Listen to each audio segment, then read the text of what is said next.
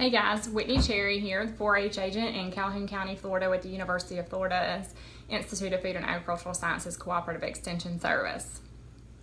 This video tutorial is on how to use the power of wind. How does a pinwheel use wind power kit? This video is being created especially for our branch libraries and the volunteers there who will be using our science, technology, engineering, and math kits in their summer reading programs. And we are so very excited to partner with them each year. However, if you are not part of our library system and you live locally and you'd like to check out this kit to use with your 4-Hers at home, in a classroom, in a youth group, or any other setting, if you will just contact the extension office, we'll get you set up and make sure you have all your materials and so that you can do this project and then return the kit to us. Our kits will come, this kit will come actually in a bag. We found that was kind of the easiest thing to keep this in. And everything that you can imagine would come in the kit normally is going to come in this bag. So don't panic when you see that it's a bag and not a box or a tub as you may be accustomed to seeing our kits in. The written lesson plan, of course, is there. And as always, the 4-H extension letter, as we call it, which connects youth from the activity that you do with them using this kit to other 4-H opportunities in the county. 4-H is the youth development program, that uses a hands-on, learn by doing approach. And we love the kids and love to see them grow and learn. So the Pinwheels lesson plan is just like all the others. Everything that you need is on here, and hopefully everything that you need will be in the kit with very few exceptions. So anytime we attach a kit to a library program, we make sure that we add a literacy component, and an early literacy component especially. So we always add books for you guys to use. This year I had some indecision in my heart and could not decide which book to include in a couple of our kits. And so that's why you'll find two kits in this book. One of those is The Wind Blew, and the others is Like a Windy Day. The Wind Blew was my favorite, so the questions on the lesson plan relate specifically to it. Easily adaptable to go with Like a Windy Day, and if you'll just read through these before you get started, you will not have any trouble at all. They're fairly similar in the way that they transition into the project, so it's going to be fine. So once you read the book, then we have the Let's Take a Closer Look questions, some thought-provoking questions to get the kids thinking about the topic of the book. So what is wind? Of course, the answer is moving air. What did the wind do in this book? In The Wind Blew, it moved things. This is a rhyming book, very melodious. I think you're going to love it. Like a Windy Day rhymes as well, but not as many words on a page as you can see, and so it was a lot more about the illustrations and the feelings and the emotion of the book, and not so much about the fun and hustle and bustle of what was happening in this book. Both excellent books, though. Obviously I couldn't choose, so I put them both in here for you to choose one or use both. So what did the wind do? It moved things. In The Wind Blew, and Like a Windy Day, you'll have a lot more things to talk about. She rustles leaves and powers boats and dries laundry and flies butterflies and birds and all sorts of things. There'll be lots of things to discuss. The final question is, how does wind affect you? And the children will say things like, it blows the hair in my face, it takes my umbrella away, it keeps me cool, it gets me all wet when it rains, different things like that. You'll be super excited to hear all the things that they say, I'm sure, because they have much better answers than I can even come up with. And then we investigate, how can we use the wind? And that's where you get into your science project. So the materials that you'll need are the Pinwheel lesson plan, and I'll show that to you because it is in this kit. I apologize for all the rustling. I know that this kit's going to be a little louder than usual. So you'll find what we call the facilitator guide. So the lesson plan that shows you what to do and how to do it is here. And you also have the handouts in case you need extra copies. And those are printed there for you. In addition to this, now what we did was we pulled these from the Power of Wind Youth Guide. So this is a project book, a piece of 4-H curriculum that we use in 4-H throughout the nation. It's a national 4-H curriculum. And we made copies of the exact project that you'll be doing with these materials. So you will likely not actually use this physical book, but this is where it came from. So if you lose this, please replace it. So there's your curriculum, the things that you need. You'll also need pencils with an eraser. There's a whole box of pencils with erasers in here. I put an extra in for me to be able to show you this. You want to use some straight pens. Those two are available. I suggest not passing these out to the kids until they actually need them. And of course, if you have younger kids, please review the safety rules and make sure they have some adult supervision and maybe even some adult help. Of course, you need to review safety rules with all ages of kids because sometimes they can surprise me. I dropped that right on the floor. I did include, there is one pair of safety scissors in here in case something bizarre happens and you have no scissors. You will need scissors for every child. I do not include those in the kit because those are in a separate tub in our office. So make sure that if you get this kit, you grab the tub of scissors as well. And for the libraries, I know that you guys have scissors on hand because you use them quite a bit. So you got all of those things, and then we chose, there are 3 different designs of windmill. We chose Appendix B because it was the simplest to cut out, and I felt like it would be the right thing for your kids for the library project in particular, and all age groups after this. I went ahead and made copies of the template on different colors of paper. That just makes it more fun. They can enjoy picking their color paper, and then of course if you have time, you can let them draw and decorate their pinwheel or put stickers on it, whatever you have available at your location. So how to get started for the activity. You don't need to have anything set up on the tables unless that's how you normally operate. You can put the children in groups of one is not a group, is it? And of 2 or 3 or 4, or you can give each child their own windmill and let them work individually. That is up to you and the dynamics of your group. So you're gonna follow the directions, pass out the materials, and then follow the directions in the lesson plan. Again, I would hold the straight pens until they need them. Have them raise their hand when they get to that point.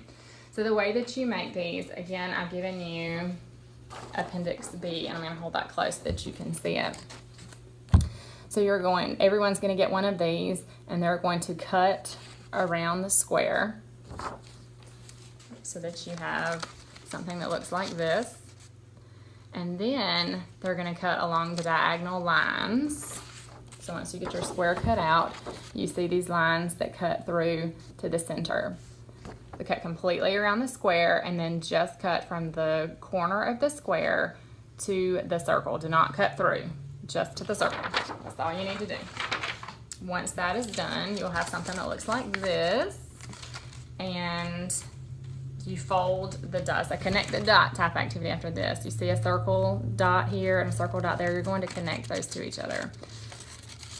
And you need to go, it doesn't matter which direction you go, or it hasn't anytime I've made them, as long as you follow around. We don't want to do this one and then this one and then this one and then this one. So whether you go left or right, follow in a direction and fold these. Well, I'm not folding the right piece, am I? Fold those together until you have something that looks like this. And once you have that done, I'll show you, hopefully, fairly quickly. It's easiest to do this on the table, of course, and I'll shift that so that you can see. So I'm taking the dot and pushing it to the middle, pushing it to the middle, pushing it to the middle, pushing it to the middle. And then I'm taking my straight pen and just putting it right in the middle of where all of those pieces connected, okay? And then the way to keep the kids from punching their fingers, because I do it every time I make pinwheels, I always want to push through and I catch a finger. The way to keep them from doing that is to have them hold on the table and then gently pull up the side, okay? And if they lose a piece while they are putting it all together, that is not a problem. Just tell them to pick it back up and go again, because sometimes, clearly, I do that. So just drop your pen and then gently pull up And when you let go, if it holds all 4 of your pieces on there, then you're well on your way to a pinwheel. So then I put my thumb, let me see if I can show you that better. Put my thumb on the head of the pen, and then the back of the pen I put between my fingers, so that I'm, again, sure that I'm not punching anything. Hold the pencil down here, not up here around the eraser, because what's going to happen if this goes through the eraser is going to get your fingers. So those are the kinds of things we need to discuss with the children. Push this in. You have 2 options here. You can either tell them not to push all the way through, which is harder than you would think, so that the end of the straight pin's not coming out, or you can tell them just to go ahead and push about halfway through. You do not want to push the head of the pen all the way to the eraser, because then your pinwheel won't turn. Once you have it in there, I'm going to pull mine out just a little bit more. Then you should be able, whoop, I made mine too tight. And you see me putting my fingers on there, bad example. You can see, you blow at the front, blow at this side, blow on this side. And show the kids how the direction of the wind affects it. But they will have a pinwheel when they're done. So actually, I have learned that by not putting the pen all the way through the eraser, so another thing that they can do here, please don't let them do this like you're watching me right now. Another good way to keep them from going all the way through is to just have them, when it hits the back of the table, they should stop. So maybe if you put the pencil down flat and have them push through the eraser until they feel the pen stop, that will keep them from pushing all the way through. And then their pen will be nice and loose, but it will work. So pinwheel, done, easy peasy lemon squeezy. They can write their name on the pencil. They can write their name on the back of the pinwheel if you're afraid that they're gonna lose them. Again, they've got the different colors to choose from. Let them have what they want. We don't mind at all. Put the extras back in the kit and send everything back to us. So once the pinwheel is finished, the Let's Reflect portion of your lesson plan brings it all back in and helps connect the dots and apply to the bigger picture for these kids. So you ask them, what made your pinwheel turn? Obviously it was the wind. When you blew on it, you created wind, and the wind blew the pinwheel. Ask them where they've seen pinwheels before. You will get all kinds of answers. They've seen them in the dollar store. They've seen them in other types of stores. They've seen them maybe at school or in people's yards. And then ask them, can they think of the name of a really big type of pinwheel that you might see in someone's yard or on a farm? And of course the answer is a windmill. And then ask them if they know that windmills use wind energy to do different jobs. Some create electricity, some pump water, some grind grain such as corn, wheat, oats, etc. They do lots of different things. Windmills are really cool. Talk to them about how wind energy is free and it doesn't create any emissions, so we are sure that it's not hurting the planet when we use it. And then ask them to think of different things that they wish they could use wind energy to do.